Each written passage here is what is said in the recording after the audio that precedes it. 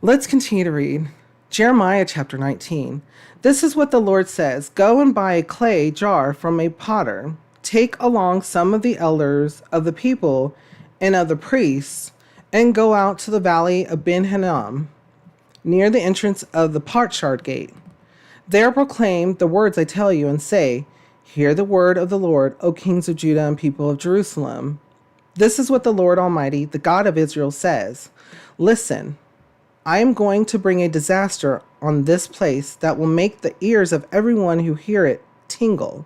For they have forsaken me and made this a place of foreign gods.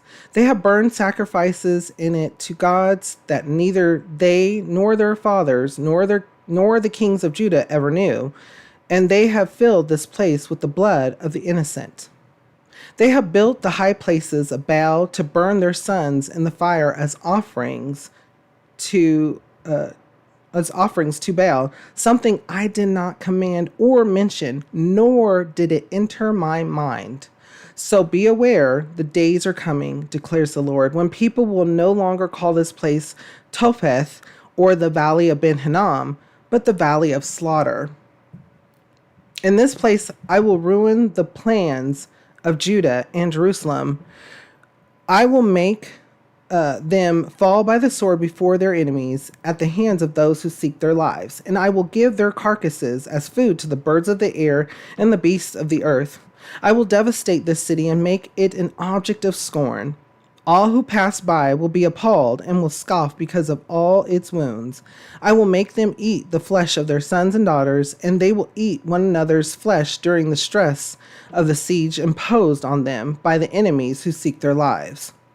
Then break the jar while those who go with you are watching, and say to them, This is what the Lord Almighty says. I will smash this nation and the city just as this potter's jar is smashed and cannot be repaired. They will bury the dead in Topheth until there is no more room. This is what I will do to this place and to those who live here, declares the Lord. I will make the city like Topheth. The houses in Jerusalem and those of the kings of Judah will be defiled like this place, Topheth, and all the houses where they burned incense, and on the roofs to all the starry host, and poured out drink offerings to other gods. Jeremiah then returned from Topheth, where the Lord had sent him to prophesy, and stood in the court of the Lord's temple, and said to all the people, This is what the Lord Almighty, the God of Israel, says. Listen, I am going to bring on this city and the villages around it everywhere disaster I pronounced against them, because they were stiff-necked and would not listen to my words. So once again, here's Jeremiah given something to provide, an imagery, more things to relate to, because people can't see oncoming disasters. People can't see what their decisions will create in the future, what consequences may lie ahead. We do actions, we do things, and a lot of times we don't really fully think about them. Or we think about them, but we don't know what's going to happen. There's a lot to be said about that. We can even bring up many of taboo subjects on that. We can bring up many of subjects on this. So let's see here. We're going to take it in a way that is, let's go back to what Jeremiah is telling these people.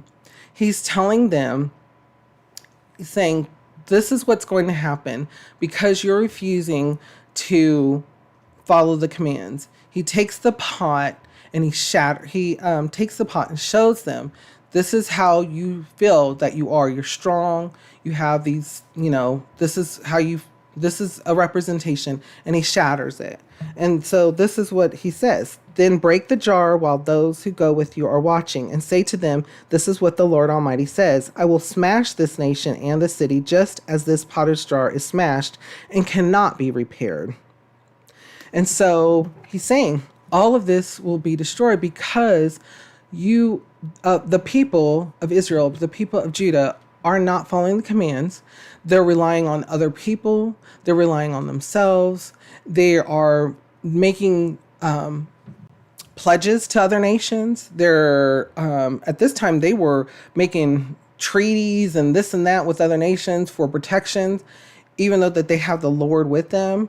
They were even they had been at times even having to give to other nations because at times, even up till now, they had been at war and had lost a couple of times and had to give money and give things to other surrounding nations because they had failed to worship. Every single time was because they were not following the commandments. They were not worshiping the Lord. So here it is again. And Jeremiah is showing them with the visual, with the visual, because you know how we are. We have to see it to believe it, right? Some of us we have to see something. And so that's what Jeremiah was there to do. He was there to show them and provide an example, a perfect example of what was to come. Give them the warning and let them know. And then Jeremiah returned from Topath, where the Lord had sent him to prophecy, and stood in the court of the Lord's temple and said to all the people, "This is what the Lord Almighty, the God of Israel, says. Listen, I'm going to bring on this city and the villages around it every disaster I pronounced against them, because they were stiff-necked and would not listen to my words." So once again, because it's not happening immediately, because it didn't happen right then and there, they were just going about their business. They're like, here comes Jeremiah again. Yeah, there's been a couple of things happen, down the street or in those other towns that aren't here in Jerusalem. We did get sieged, maybe once, but, the Lord brought us through because, or we think maybe it wasn't Lord, maybe it was something else that brought us through. And so, because that's how they were at that time, they weren't even thinking about the Lord.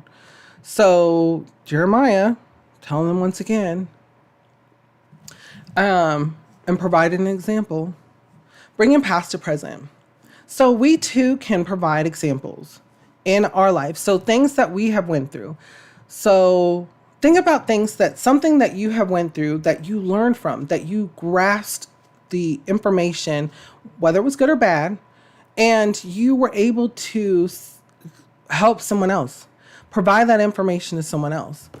Guidance, whether it be work, school, and within the family, within the community, within a group of people, something that you've learned. So sometimes we go through things so that we can learn and grow and then share and be witnesses of those things to help others, maybe to help prevent things from happening, or maybe to help someone to be successful and not fail at something, or maybe to show love, maybe to show what love is. It's all a representation. Before we go on, what kind of thoughts or feelings come to your mind when we read over this? How does it make you feel and what does it make you think?